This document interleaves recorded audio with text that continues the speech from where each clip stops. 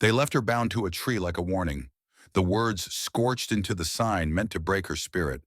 But when he saw the flames and rode straight into them, folks had to wonder, what kind of love defies a message like that? The cottonwood stands like a monument to cruelty at the edge of Bleakwater's main street, its dead branches reaching toward a blood-orange sky. And tied to that tree, with rope cutting into her wrists and a weathered wooden sign hanging around her neck, is a young woman whose only crime was believing that peace was possible. The sign reads in bold black letters, "White men don't forgive." Salai has been there since dawn, her head hanging forward, dark hair matted with sweat and dust. She's half Cheyenne, half French, a peace speaker who spent months trying to broker calm between raiding bands and desperate settlers. Now she's become the town's example, their message to anyone who dares challenge the natural order of things. People pass by like she's invisible. A merchant hurries past, avoiding eye contact. A woman pulls her children closer, whispering warnings about getting involved. Even the local preacher crosses to the other side of the street, clutching his Bible like a shield against uncomfortable truths. Then the stranger rides in. Boaz Cutter sits tall in his saddle, despite the terrible scars that have melted half his face into a mask of pink and white tissue. His left eye is milky white, blind from whatever fire claimed that side of his body. But his right eye, sharp as broken glass, takes in everything. The woman, the tree, the cowards pretending not to see. He dismounts at the trading post, his movements deliberate and careful. The pack mule behind him carries beaver pelts and fox furs, the harvest of months in the wilderness. But his attention isn't on business. "Don't get involved, mister," warns the postmaster, following Boaz's gaze to the tree. "That squaw's been spreading lies, helping renegades. Town council decided she needed to learn her place." Boaz says nothing, just watches as Salai lifts her head, meeting his scarred face with eyes that still burn with defiance despite hours of suffering. For a moment, they simply look at each other, two people marked by violence, understanding something the town refuses to acknowledge. The postmaster shifts nervously. "Sheriff says anyone who interferes will answer him personally. That woman's getting what she deserves." Boaz turns away from the tree, shouldering his pack. The townspeople relax, thinking the moment has passed. Another stranger who chose to mind his own business. Another victory for the natural order. But they don't see him stop at the alley between buildings. Don't notice how he studies the angles, the distances, the way shadows fall as the sun begins its descent toward the horizon. He hasn't walked away. He's planning. If stories like this matter to you, drop a comment below. What would you have done at that tree? 6 months ago, Salai Delacroix rode into Bleakwater with hope in her heart and treaties in her saddlebags. Her father was French-Canadian, a fur trader who'd fallen in love with a Cheyenne woman during the Beaver Wars. Her mother taught her the old ways, how to read the wind, how to speak with spirits, how to find wisdom in silence. Her father gave her something else, the ability to move between worlds, to speak the language of both peoples. She'd seen too much bloodshed, wagon trains burned, settlements raided, young warriors dying for pride while families starved because the buffalo herds moved farther each year, driven off by the iron horse and the endless appetite of white expansion. "There has to be another way," she told Chief Running Bear when the war drums began beating again. "Let me talk to them. Let me try." The old chief had lived through too many broken promises to believe in white man's words, but he loved Salai like a daughter. "Go then," he said, "but don't let their hatred poison your spirit. Some wounds are too deep for healing." For months, she worked miracles. She convinced raiders to spare a supply wagon in exchange for winter blankets. She helped arrange trades, fresh horses for medicine, safe passage for grain. Small victories, but real ones. People on both sides started to whisper about the peace woman, the one who could walk between the worlds without getting her feet bloody. But peace doesn't profit everyone. The gun runners who sold weapons to both sides saw their business threatened. Local officials who justified their harsh policies by pointing to Indian raids found their excuses crumbling. And some settlers, hardened by loss and grief, couldn't accept that the savages who'd killed their families might be human beings capable of reason. The trap was sprung during a town meeting where Salai had come to negotiate the release of two captured children, one white, one Cheyenne. She entered the church with documents, maps, and genuine hope for ending the cycle of violence. She left in chains. "You've been spreading false hope and harboring renegades," Sheriff Enoch Tiller declared as his deputies seized her arms. Time this community sent a clear message about where loyalty should lie. No trial, no evidence, just fear and hatred dressed up as justice. And now she hangs on that tree like a scarecrow, a warning to anyone else who might dare suggest that different peoples could live without constantly trying to destroy each other. The rope cuts deeper into her wrists with each passing hour, but Salai keeps her head up, keeps her eyes open. If she's going to die for believing in peace, she'll die with dignity. She won't give them the satisfaction of seeing her break, even if it kills her. Boaz loads his pelts into the trading post with mechanical precision, but his mind is 15 years in the past, remembering another tree, another act of casual cruelty that changed everything he thought he knew about right and wrong. He'd been a different man then. Marcus Boaz, Union cavalry officer with a clean face and clear conscience. The war had ended, but the frontier still burned with smaller conflicts, raids and counter-raids that kept everyone on edge. His unit was chasing Apache raiders through Arizona territory when they came across the smoking remains of a trading post. Everyone was dead except for a boy, maybe 8 years old, tied to a Joshua tree and left to die slowly in the desert sun. The Apache had taken their revenge. But this child, mixed blood, neither fully Apache nor white, had been abandoned by both sides, left to die because he didn't fit neatly into anyone's idea of who deserved protection. "Leave him," ordered Captain Morrison, a man who'd grown tired of complications. "We're not running an orphanage. Mission is to track the raiders, not play nursemaid to strays." But Marcus Boaz couldn't ride away from a child in pain. He cut the boy free, gave him water, and tried to tend his sunburned skin. When Morrison ordered him to abandon the child, Boaz refused. "You're disobeying a direct order, soldier," Morrison warned. "Then court-martial me," Boaz replied, lifting the boy onto his horse. That night, Morrison decided to solve the problem permanently. He set fire to the tent where Boaz slept with the rescued child, intending to claim they'd been killed by returning raiders. But Boaz woke to flames and smoke, managed to get the boy to safety before the burning canvas collapsed on him. Half his face melted in that fire. His left eye went blind. His military career ended in a hospital bed where he lay for months, skin grafts and agony teaching him that sometimes the worst monsters wear familiar uniforms. The boy lived, grew up, became a scout for the territorial government. Never forgot the man who'd chosen his life over military orders. Boaz learned something else in that fire, that decent people don't get to stay clean in an indecent world. Sometimes you have to choose between following rules and following conscience. And if you choose conscience, you'd better be prepared for the consequences.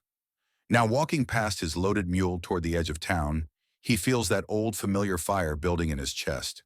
Not the literal flames that scarred his face, but the burning need to act when everyone else chooses to look away.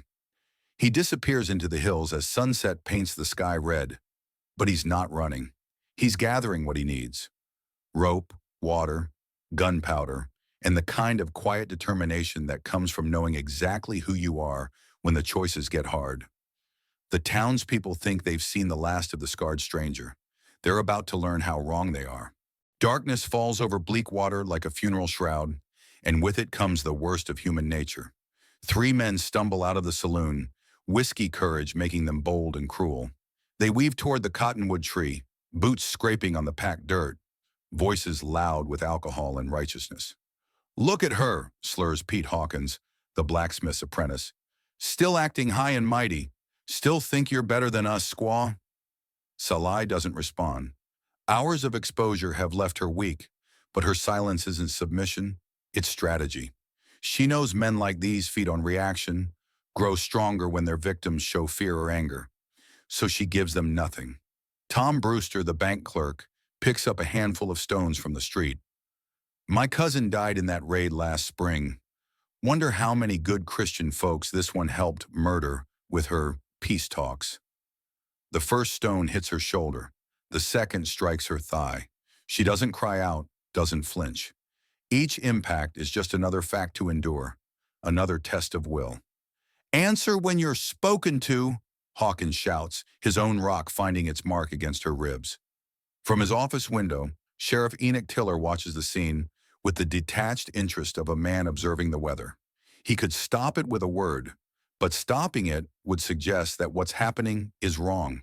And Tiller has built his political career on the principle that anything done to Indians, even half Indians, is justified by definition. The third man, a drifter named Carson, grows bored with the sport. Come on, boys, she ain't even entertaining, just hanging there like dead meat. That's when a small figure darts from the shadows between buildings. Sarah Mitchell, the preacher's 12-year-old daughter, clutches a tin cup of water in her trembling hands. She's watched the torture all day from her bedroom window, her conscience finally overcoming her fear. Please, she whispers, raising the cup toward Salai's cracked lips. You must be so thirsty. The act of kindness stops the three men cold. They'd been having fun with their victim, but now an innocent white child has complicated their entertainment. Hawkins lurches forward, his open hand cracking across Sarah's cheek with a sound like a rifle shot. Get away from her, you stupid girl. Your daddy knows you're helping savages. Sarah tumbles backward, the cup flying from her hands to clatter in the dust. Water, precious, clean water, soaks uselessly into the dirt as she scrambles away, tears streaming down her reddened cheek. From his hiding spot behind the old smokehouse, Boaz Cutter watches it all, his scarred hands clenched into fists as he sees the child struck, sees the water wasted, sees three grown men feeling proud of themselves for terrorizing a woman who can't fight back. He's seen enough. The fire inside him, the one that's been building since he first saw that tree, finally reaches flashpoint. His right eye catches the moonlight as he checks his weapons, counts the distance, calculates angles. The townspeople think they've broken something by tying Salai to that tree. They're about to learn they've awakened something far more dangerous. Midnight in Bleakwater brings an uneasy quiet, broken only by the creak of the cottonwood's dead branches and Salai's labored breathing. Most of the town sleeps, but sentries patrol the street, men appointed by Sheriff Tiller to make sure no bleeding hearts attempt a rescue. They never see Boaz coming. Moving like smoke through the shadows, he plants his charges with the precision of a man who's done this before. Not enough gunpowder to kill. Boaz Cutter may be many things, but he's not a murderer of sleeping families. Just enough to create chaos, confusion, and most importantly, cover. The first explosion comes from behind the general store, a flash of light and thunder that sends horses screaming in their stalls and men tumbling from their beds. Before anyone can react, the second charge detonates near the saloon, followed quickly by the third at the church. In seconds, Bleakwater transforms into a hellscape of smoke and shouting voices. Men run in every direction, some toward the fires, others away from them, all of them convinced they're under attack by raiders or Confederate sympathizers or whatever enemy their guilty consciences conjure from the darkness. Through this manufactured chaos rides Boaz Cutter, his scarred face a demon's mask in the flickering light. His horse thunders down the main street while bullets snap through the air around him. Wild shots from panicked men who can't see their target through the smoke. At the cottonwood tree, he doesn't dismount. Instead, he leans low in the saddle, his knife flashing as it cuts through the ropes binding Salai to the dead wood. She falls forward unconscious from exhaustion and dehydration, and Boaz catches her across his saddle horn with practiced ease. There! There! Shouts one of the sentries, finally spotting them through the haze. He's got the squaw! More shots ring out, closer now. Boaz feels his horse shudder as a bullet creases its flank, but the animal doesn't falter. They plunge into the smoke cloud rising from the church, disappearing like ghosts while Sheriff Tiller's men fire at shadows and curse the darkness. Within minutes, they're beyond the town limits, racing across the open prairie toward the hills. Salai hangs limp across the saddle, barely breathing, the wooden sign still tangled around her neck. Boaz reaches down and tears it free, letting it tumble into the dust behind them. Behind them, Bleakwater burns with small fires and large humiliations. Men who thought themselves brave discover they're cowards when faced with real opposition. A sheriff who built his reputation on intimidating the helpless finds himself outsmarted by a single scarred stranger. And somewhere in the smoke and confusion, 12-year-old Sarah Mitchell watches from her bedroom window as two figures disappear into the night. She touches her bruised cheek and smiles, understanding that sometimes salvation comes from the most unlikely sources. The fires will burn out by dawn. The questions they've raised will smolder much longer. Boaz doesn't speak during the long ride. He simply holds the unconscious woman steady and guides his horse toward a sanctuary. He's prepared for moments exactly like this. A place where broken people can heal, where the hunted can become hunters, where a man with a melted face and a woman marked for death can figure out what comes next. The cave sits hidden in a fold of red rock, invisible unless you know exactly where to look. Boaz discovered it years ago while running from bounty hunters who decided his scarred face made him memorable enough to be worth the price on his head. Now it serves as refuge for a different kind of fugitive. He carries Salai inside, laying her gently on a bed of pine boughs he'd prepared earlier. The cave is larger than it appears from outside, with a natural chimney that draws smoke up through the rock and a spring that provides fresh water year-round. It's not comfortable, but it's safe. For 2 days, she drifts between consciousness and fever dreams, her body finally responding to the trauma it endured. Boaz tends her wounds with surprising gentleness, changing bandages on her rope-burned wrists, forcing willow bark tea between her lips when the pain becomes too much to bear. When Salai finally wakes fully, it's to the smell of burning cedar and the sound of water bubbling over stone. For a moment, she doesn't remember where she is, only that her wrists burn and her throat feels like sandpaper. Then she sees him crouched by a small fire, his scarred profile flickering in the orange light. "You," she whispers, her voice stronger now, but still rough from thirst. Boaz doesn't turn around. "You've been out for 2 days. Drink this." He offers her a cup of water mixed with willow bark tea. "Slowly, your body's still recovering." She accepts the tea gratefully, studying his profile as she drinks. There's something almost ritualistic about the way he tends the fire, the precise movements of hands that have learned to work despite old injuries. This is a man who understands pain, who's made peace with it through long practice. "They'll be looking for us," she says finally. "They'll say you kidnapped me, that I'm exactly what they claimed, a traitor who consorts with criminals and outlaws. Running away proves their point." Now Boaz does turn, and she sees both sides of his face in the firelight. The unmarked right side still handsome despite the years. The left side a twisted landscape of scar tissue and blind eye. It should be frightening. Instead, it's oddly comforting, evidence that survival is possible even after the worst kind of damage. "You're worth more alive than any man in that town," he says simply. "And you didn't run away. I took you. There's a difference." Without ceremony, he picks up the wooden sign that had hung around her neck, "White men don't forgive," and tosses it into the fire. The dry wood catches immediately, flames consuming the hate-filled words in seconds. But instead of satisfaction, Salai feels a strange grief watching it burn. "Those words," she says softly, "they're not wrong, are they? White men don't forgive. Not really. Not when it matters." Boaz pokes at the burning sign with a stick, watching it crumble into ash. Maybe forgiveness isn't theirs to give. Maybe it never was. The simple statement hangs between them like a revelation. Salai has spent months trying to earn forgiveness for the crime of existing between worlds, for being neither fully white nor fully Cheyenne, for believing that peace was possible between peoples who'd chosen to see each other as enemies. But what if forgiveness was never the goal? What if the real power lay in refusing to apologize for being exactly who she was meant to be? "What's your name?" she asks. "Boaz. Boaz Cutter." "I'm Salai Delacroix. And you're right. I am worth more alive. The question is, what do we do about it?" Dawn breaks over Bleakwater like a revelation, illuminating the damage from the previous night's chaos. 3 buildings bear scorch marks from Boaz's diversionary explosions. Windows are shattered, nerves are frayed, and Sheriff Enoch Tiller's reputation lies in smoking ruins. 30 armed men, he rages at his assembled deputies, and 1 scarred drifter made fools of us all. How am I supposed to explain this to the territorial governor? How do I justify letting a dangerous criminal walk right into our town and steal a prisoner? Deputy Clark, A nervous man who'd rather count taxes than chase outlaws raises a hesitant hand. Sheriff, maybe we should consider that the woman wasn't exactly a prisoner. I mean, there wasn't any formal charges filed. No trial. She was an enemy of this community.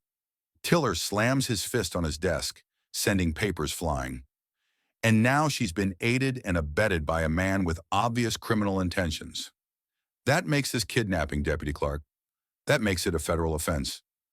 Within hours, wanted posters appear on every building in town. The crude drawing shows a man with severe facial scarring offering $100 for information leading to the capture of Boaz Cutter for kidnapping, arson, and assault on lawful authority. It's more money than most folks in Bleakwater see in a year. The bounty draws vultures. Cole Maddox arrives first, riding a stolen horse and carrying weapons that have tasted blood across 3 territories. He's an ex-Confederate who never accepted defeat, who spent the years since Appomattox hunting down Union sympathizers and anyone else who reminds him that his cause was lost. The scars on Boaz's face mark him as a probable Union veteran, which makes this hunt personal. His partner is Billy Crane, a former Texas Ranger who lost his badge for excessive brutality and found a new purpose in bounty hunting. Billy knows Boaz by reputation, the cavalry officer who defied orders to save an Apache child, who got himself burned and discharged for choosing conscience over command. I remember him, Billy tells Maddox as they study the wanted poster. Marcus Boaz called himself a hero back during the war, saving savages and mixing with breeds. Always knew he'd come to a bad end. They're not the only hunters on the trail. Word of the bounty spreads beyond Bleakwater, drawing professional trackers, desperate men with gambling debts, and anyone else willing to risk violence for $100 and the chance to be called a hero. But Maddox and Billy have advantages the others lack. They know Boaz's history, his methods, his weaknesses. More importantly, they know the country, the hidden canyons where a fugitive might shelter, the water sources that make long-term hiding possible, the Indian trails that don't appear on any white man's map. He'll head for high ground, Maddox predicts, tracing routes on a territorial survey map. Man with his experience won't try to outrun us on open prairie. He'll find a stronghold and make us come to him. Billy spits tobacco juice into the dust, his eyes bright with anticipation. Good. Been too long since I had a proper hunt. These sodbusters and shopkeepers don't provide much sport. As the bounty hunters ride out of Bleakwater, trailing dust and bad intentions, Sheriff Tiller retreats to his office to compose a telegram to territorial headquarters. He needs to control the narrative, to make sure this incident reflects poorly on dangerous criminals rather than incompetent lawmen. But in the back of his mind, a small voice whispers doubts. Was Salai really a threat to the community? Did she actually deserve to be tied to that tree? And if Boaz Cutter is the monster they're painting him to be, why did he risk everything to save a woman who meant nothing to him? Tiller pushes the questions away. Truth is a luxury he can't afford, not with an election coming up and his reputation in ashes. Sometimes being sheriff means choosing the convenient lie over the inconvenient truth, even when that choice might get innocent people killed.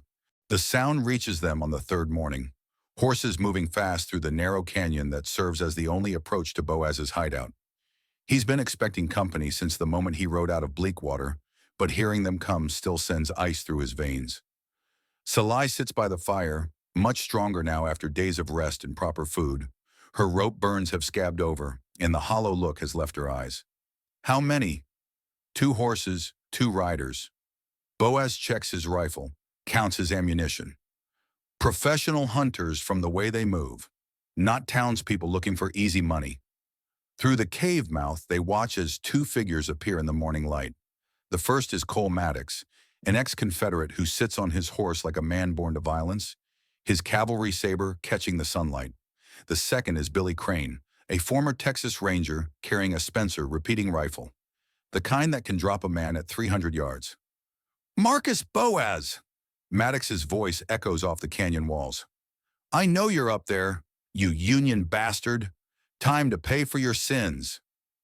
Boaz freezes at the use of his old name. These aren't just bounty hunters sent by Sheriff Tiller. They know his history, his military service, the choices that led to his scarred face and broken career. This isn't about justice or law enforcement. This is personal revenge dressed up as legal pursuit. You know them, Salai observes, reading the tension in his shoulders.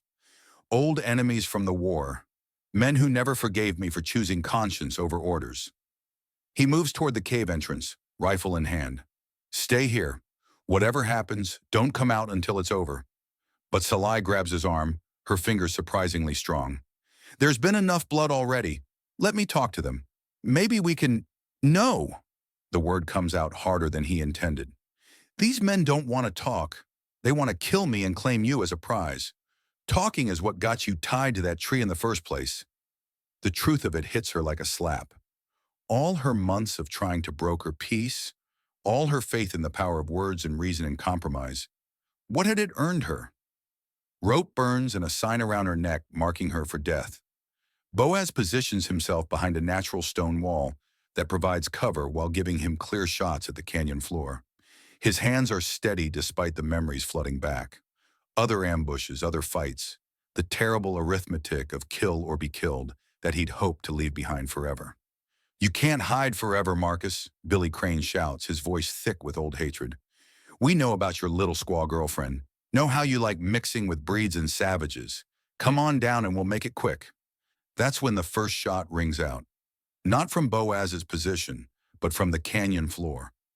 Maddox has grown impatient, putting a bullet into the rocks near the cave entrance to flush out his quarry. The war begins. Boaz's return shot drops Maddox from his saddle, the ex-Confederate clutching his shoulder as he rolls behind a boulder. Billy Crane responds with rapid fire from his Spencer, bullets chipping stone and winding off into the morning air. The fight is brutal and personal, each man using every trick learned in years of frontier violence. Maddox flanks left, while Billy maintains covering fire. Boaz uses the terrain to stay mobile, never firing twice from the same position. When Maddox finally gets close enough for a killing shot, he finds himself staring down the barrel of Boaz's Colt revolver.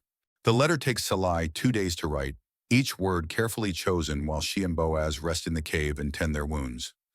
Her rope burns are healing, and his knife wound from the fight has stopped bleeding, but both carry deeper injuries that will take longer to mend. Honorable Governor Williams, it begins, I write to you not as a supplicant seeking mercy, but as a citizen documenting crimes committed under color of law in the town of Bleakwater.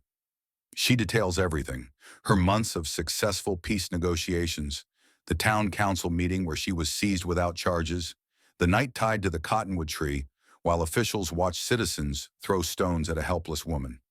She names names, Sheriff Enoch Tiller, who turned his back on her torture, Pete Hawkins, Tom Brewster, and Carson, who threw stones while she hung defenseless, the council members who voted to make her an example without benefit of trial or evidence. Most importantly, she describes Boaz Cutter not as the dangerous criminal the wanted posters claim, but as the only person in Bleakwater with enough courage to risk everything for a stranger's life. If this is criminality, she writes, then we need more criminals and fewer law-abiding citizens. As she writes, Boaz keeps watch from the cave entrance, but he also observes her transformation. The broken woman he cut down from that tree is gone, replaced by someone who's found her strength in the places where she was nearly destroyed. Her handwriting is steady, her arguments precise, her anger focused into something sharp enough to cut through lies. You know they'll call this the ravings of a kidnapped woman, he says during one of her breaks. They'll say I forced you to write these accusations. Let them.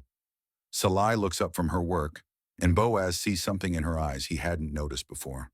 Not just defiance, but genuine fearlessness. Some of the people who read this will recognize the truth when they see it. That's enough to start with. When the letter's finished, she faces the hardest decision of her life. The safe choice would be to stay hidden, to let Boaz protect her in his mountain stronghold while the controversy dies down and people forget about the peace woman who tried to bridge two worlds. But safety was never what she wanted. Justice was. Truth was. The chance to prove that different peoples could coexist without constant violence if someone was brave enough to keep trying. I'm going back, she tells Boaz as they share their evening meal. He doesn't try to talk her out of it. By now he understands her well enough to know that courage isn't something you can argue away. Instead, he checks his weapons and prepares for the inevitable confrontation. You don't have to come with me, Salai says. This is my fight. No, Boaz replies, using the same tone of finality he employed when she first asked to be taken back to town. It became my fight the moment I cut you down from that tree. I finish what I start. They spend their final night in the cave planning their approach, discussing what they'll do if Sheriff Tiller tries to arrest them on sight, how they'll handle crowds that might turn hostile. But underneath the tactical planning, something else is happening. A recognition that they've become partners in something larger than survival. What will you do after? Salai asks as they prepare to sleep. After we deliver the letter? After this is over? Boaz considers the question seriously. Haven't thought past getting you to safety. Been a long time since I planned for the future. Then plan for one now, she says softly. Because we're going to survive this. And someone needs to keep protecting the people who can't protect themselves. As dawn approaches, they prepare to leave their sanctuary. Behind them, the cave holds the memory of healing and transformation. Ahead lies a town that thinks it's seen the last of them, a sheriff who's built his career on the assumption that might makes right, and a community about to learn the difference between law and justice. The main street of Bleakwater falls silent as two riders appear at the far end, approaching slowly through the morning dust. Word spreads faster than wildfire. The peace woman has returned, and she's brought the man who humiliated their sheriff. People emerge from buildings drawn by a mixture of curiosity, fear, and something that might be shame. Salai Delacroix sits on her horse like a queen returning to claim her throne, while Boaz Cutter rides beside her with the calm readiness of a man who's already decided he's willing to die for what's right. As they pass, some townspeople notice that the dead cottonwood tree has been cut down, its stump now surrounded by wildflowers that young Sarah Mitchell planted in a gesture of quiet rebellion against her elder's cruelty. Sheriff Tiller stumbles from his office, his hand hovering near his gun, but not quite drawing it. He'd spent the past week crafting reports that painted him as the victim of criminal conspiracy. Now his supposed victims are riding boldly down Main Street in broad daylight, making him look like either a liar or a fool. That's far enough, Tiller shouts, his voice cracking with nervous energy. Salai Delacroix, you're under arrest for escape and conspiracy. Boaz Cutter, you're wanted for kidnapping and murder. Salai dismounts calmly, pulling the letter from her saddlebags. The crowd watches in fascination as she walks to the center of the street, the same spot where the cottonwood tree had stood before being chopped down in a moment of communal conscience. I have something to read, Salai announces, her voice carrying clearly across the hushed crowd. A letter to Governor Williams, detailing what happened here 1 week ago. I think you all should hear it before I send it. Tiller draws his gun, but his hands shake as he points it at her. I said you're under arrest. Drop that paper and put your hands where I can see them. That's when Boaz steps forward, his own weapon appearing in his hand with deadly smoothness. The sheriff suddenly finds himself facing a man who's killed 2 professional bounty hunters in the past week.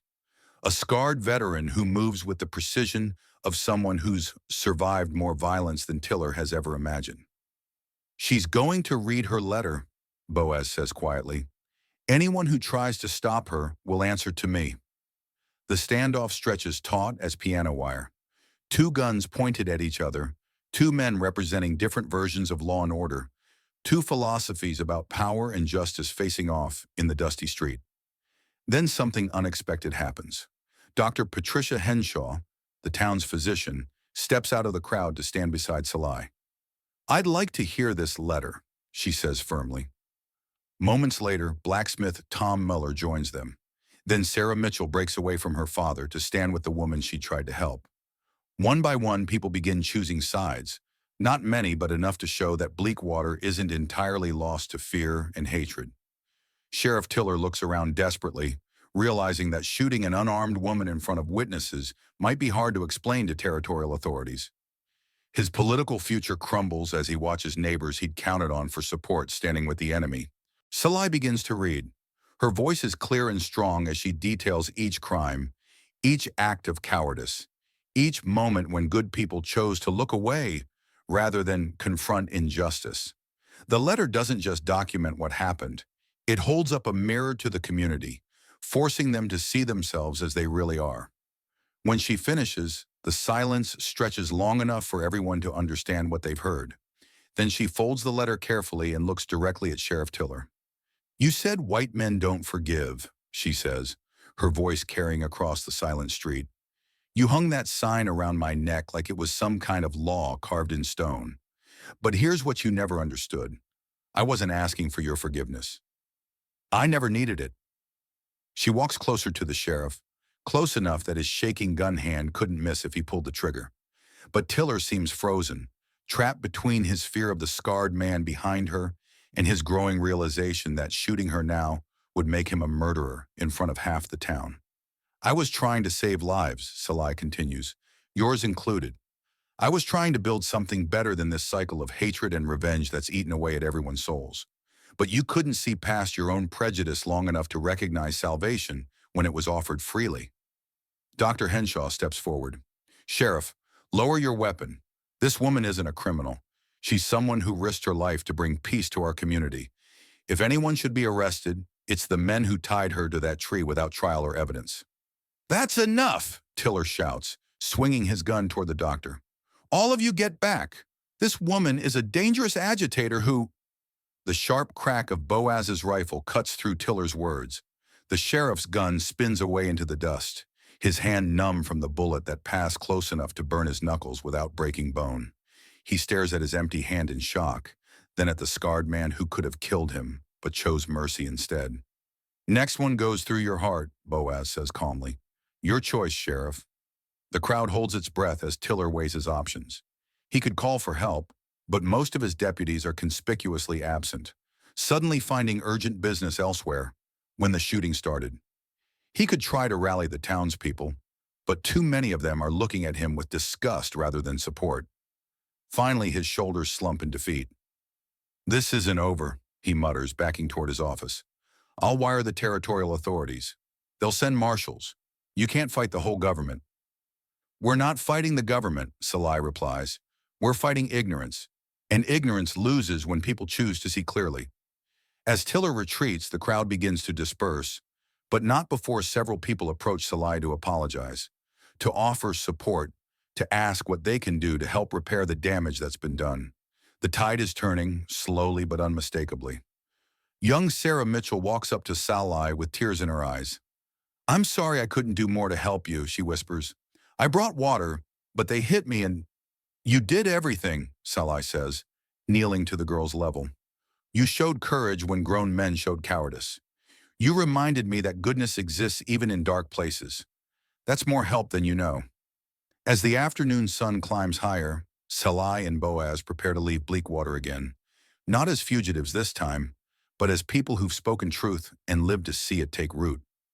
The letter will still go to the governor, changes will still need to be made, but something fundamental has shifted in the town's soul. They mount their horses at the spot where the cottonwood tree once stood.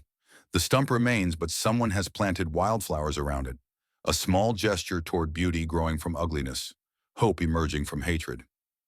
"They said white men don't forgive," Salai says to Boaz as they prepare to ride out. "But maybe that's why we don't need them to." Boaz looks back at the town, then at the woman who's taught him that courage isn't the absence of fear. It's the decision to do what's right despite the fear. "Where to now?" "Wherever peace needs defending," Salai replies. "Wherever broken people need someone to stand up for them, wherever there's work to be done." They ride out together as the sun begins its descent toward the horizon, two scarred souls who found healing in each other's courage. Behind them, Bleakwater slowly begins the hard work of becoming something better than it was. Ahead lies a frontier full of injustice, but also full of possibility for those brave enough to fight for it. The cottonwood tree is gone, but its lesson remains. Some things are worth dying for, and some people are strong enough to live for them instead. If you thought these were crazy, you won't want to miss what happens in this next video.